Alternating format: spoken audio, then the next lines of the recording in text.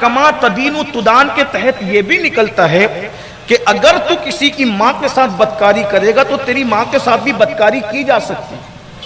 اگر تو کسی کی بیٹی کو پاپ کی نظر سے دیکھے گا تو تیری بیٹی بھی محفوظ نہیں رہے گی. اگر تو کسی کی بہن کو پاپ کی نظر سے دیکھے گا تو تیری بہن بھی محفوظ نہیں رہے گی. ذرا غور فرمائیے گا, توجہ کیجئے گا. اللہ اکبر. یہ حدیث ایک سنار کے پاس پہنچی. سنار مسلم تھا, سنار تھا. کچھ لوگ بہت دیر ہوشیار ہوتے ہیں نا, علماء کا مذاق اڑانے کا ان کو شوق ہوتا ہے. وہ کہا یہ مولوی لوگ ایسے حدیثیں گھڑ کے بکتے رہتے ہیں کچھ کا کچھ, یہ کیسے ہو سکتا ہے؟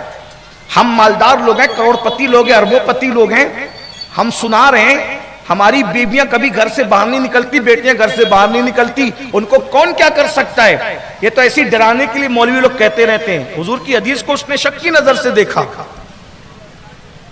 اور پھر اس نے کیا کیا پتہ ہے؟ ایک عورت اس کے پاس چوڑیاں خریدنے کے لیے آئی تھی سونے کی. اس نے چوڑی کا ناپ لینے کے بہانے اس عورت کے ہاتھ کو بدنیتی سے دبایا, بس اتنا کیا. حدیث چیک کرنا چاہتا تھا, مولوی صاحب کا مذاق تو اڑا چکا تھا. میں سمجھتا ہوں کہ بڑا مظلوم طبقہ ہے جسے علماء کہتے ہیں, یہ لوگوں کو رہنمائی بھی کرتے ہیں, پھر لوگ ان کا مذاق بھی اڑاتے ہیں. بہرحال نصیب کی بات ہے, ہر اللہ والے کا مذاق اڑایا جاتا ہے. لیکن آپ کو نصیحت کرتا ہوں کبھی کسی عالم دین کا مذاق نہیں اڑانا. اگر اس کی بات سمجھ میں نہیں آئے تو آپ اس کو بیٹھ کر کے پوچھو کہ یہ کیا ہے, سمجھائیں گے وہ آپ کو.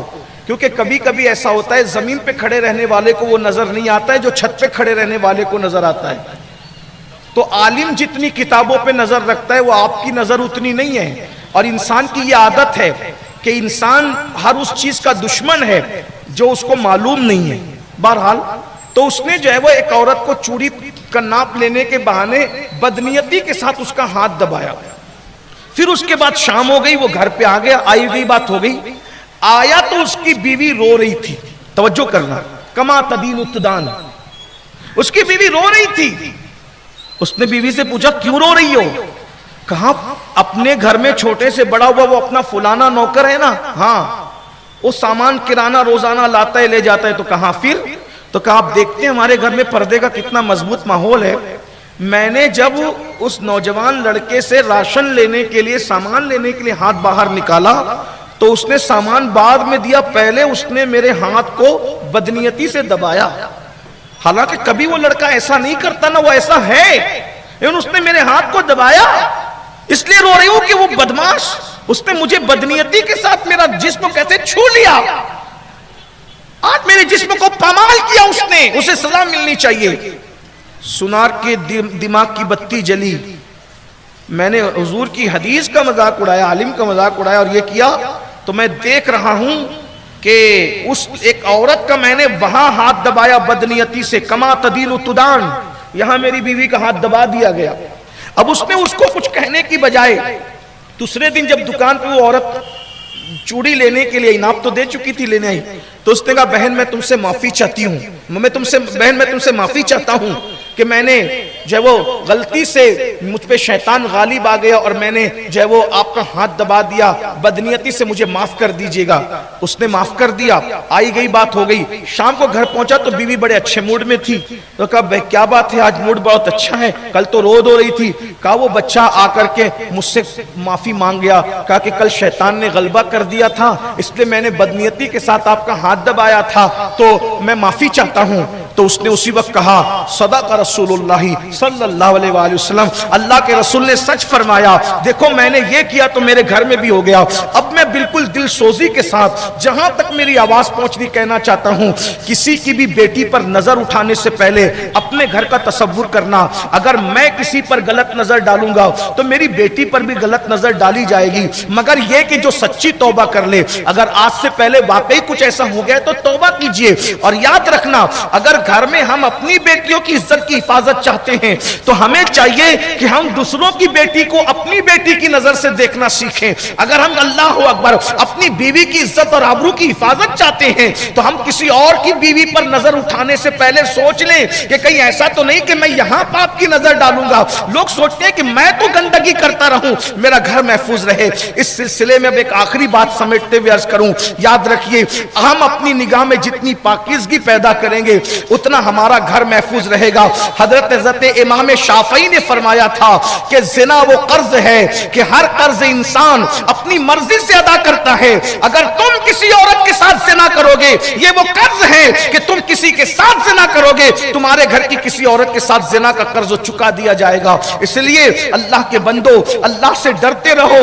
یہ پاکیزہ شہر ہے، گنبد و مینار کا شہر ہے۔ اپنی سوچ میں پاکیزگی پیدا کرو، اپنی فکر میں پاکیزگی پیدا کرو، اپنے نفس پہ کنٹرول کرنا سیکھو، اپنی آنکھوں پہ کنٹرول کرنا سیکھو، اپنی نگاہوں پہ کنٹرول کرنا سیکھو۔ قرآن کہتا ہے قُلْ لِلْمُؤْمِنِينَ يَغُضُّوا مِنْ أَبْصَارِهِمْ، اے محبوب مومنوں کو حکم دیجئے، ایمان والوں کو حکم دیجئے وہ اپنی نگاہوں کو نیچی رکھے۔ یقیناً ہم آنکھوں پہ پٹی باندھ کے نہیں چل سکتے، یہ دنیا ہے، آنکھ کھول کے چلنا پڑے گا۔ لیکن اگر کوئی عورت نظر آ جائے تو یہ سوچ کر کے اللہ دیکھ رہا ہے، نگاہ کو جھکا لیجئے۔ اگر کوئی پردہ نہیں کرتا تو ہم اپنی آنکھوں کو جھکا لیں۔ میرے بھائیوں، اسی حکمت کے تحت تو اللہ نے آنکھوں کو حجاب کے ساتھ پیدا کیا ہے، ہاتھوں کو بے حجاب بنایا، ماتھے کو بے حجاب بنایا، اللہ اکبر، پیروں کو بے حجاب بنایا۔ لیکن اللہ کی شان تو دیکھو، آنکھوں پر پلکوں کا پردہ رکھا، اور اللہ اکبر، ہاتھ یہاں سے یہاں تک آنے میں ٹائم لگتا ہے، پیر ایک دوسرے سے جڑنے میں ٹائم لگتا ہے، بازو ایک دوسرے کے قریب آنے میں ٹائم لگتا ہے، حتیٰ کہ ہونٹوں کے ملنے میں بھی ٹائم لگتا ہے، لیکن پلک فوراً جھپکتی ہے۔ کیوں؟ اس لیے کہ نگاہیں دی تھی، یہ نگاہیں آوارہ ہوگی تو تمہارے دلوں کے اندر نفاق کا بیج بو دیا جائے گا۔ تو اللہ نے آنکھوں کو حجاب دیا کہ اگر غلط منظر تمہاری نگاہوں کے سامنے آ جائے تو فوراً نگاہوں کو جھکا لو، نگاہوں کو نیچا کر لو۔ اللہ کے رسول صلی اللہ علیہ وسلم فرماتے ہیں جب کوئی عورت یا ایسا حرام منظر نگاہوں کے سامنے آئے اور کوئی اپنی نگاہوں کو جھکا لیتا ہے، وہ منظر کو نہیں دیکھتا ہے، اللہ اسے ایسا ایمان عطا کرتا ہے کہ وہ ایمان کی میٹھاس اپنے دل میں محسوس کرتا ہے، وہ ایمان کی لذت اپنے دل میں محسوس کرتا ہے۔ میرے آقا علیہ السلام کے فرمان کا مفہوم ہے اگر عبادت میں لذت چاہتے ہو تو اپنی آنکھوں پہ کنٹرول کرنا سیکھو۔ جو آنکھوں پہ کنٹرول کر لیتا ہے اللہ اس کو عبادت میں لذت عطا کرتا ہے، عبادت میں مزہ عطا کرتا ہے۔ افسوس آج ہماری نگاہیں آوارہ ہو چکی ہے، نگاہوں کو ہم نے آوارہ کر دیا ہے، اللہ اللہ چکر مکر دیکھ رہے ہیں۔ نوجوانوں، ہم لوگوں کی طرح نہیں ہیں، ہم دوسری قوموں کی طرح نہیں ہیں۔ ہمارے آقا کا حال یہ تھا، ہر وقت تو حضور نگاہیں جھکا کر کے رکھتے تھے۔ میرے امام کہتے ہیں نیچی آنکھوں کی شرم و حیا پر درود، اونچی بینی کی رفعت پہ لاکھوں سلام۔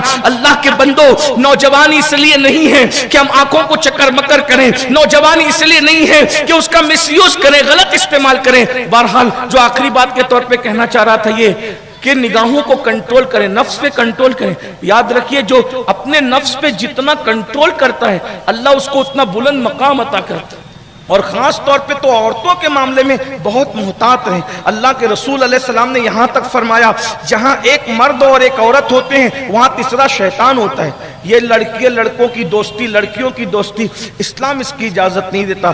بوائے فرینڈ، گرل فرینڈ، اسلام اس کی اجازت نہیں دیتا۔ اسلام تو کہتا ہے کہ چچا زاد بھائی سے بھی پردہ کرو، ماموں زاد بھائی سے بھی پردہ کرو، خالہ زاد بھائی سے بھی پردہ کرو، اپنے بہنوئی سے بھی پردہ کرو، اپنے دیور سے بھی پردہ کرو، جیٹ سے بھی پردہ کرو۔ کچھ لوگ سمجھتے ہیں یہ بہت مشکل ہے، اگر مشکل ہوتا تو اسلام اس کا حکم نہ دیتا۔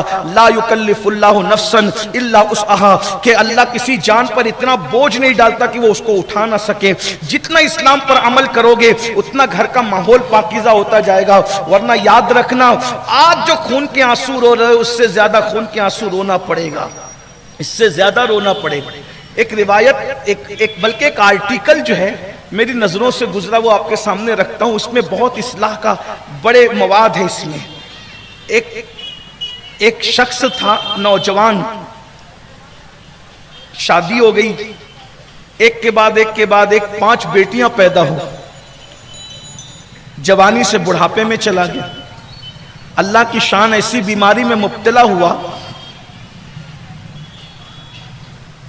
کہ بستر پہ پڑ گیا، صاحب فراش ہو گیا۔ بستر پہ، صاحب فراش مطلب بستر پہ پڑ گیا، کسی نے مدد نہیں کی۔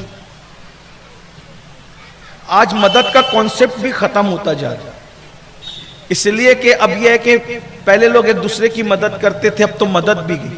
حالانکہ یہ بھی یاد رکھنا جب ہم کسی کی مدد کرنا چھوڑ دیتے ہیں تو قدرت ہماری مدد کرنا چھوڑ دیتی، کیونکہ اللہ کے رسول نے فرمایا جب تک تم اپنے بھائیوں کی مدد کرتے رہو گے، ایک دوسرے کی مدد کرتے رہو گے، اللہ تمہاری مدد کرتا رہے۔ آج ہم سے اللہ کی مدد اس لیے روٹ گئی ہے کہ ہم نے دوسروں کی مدد کرنا چھوڑ دیا۔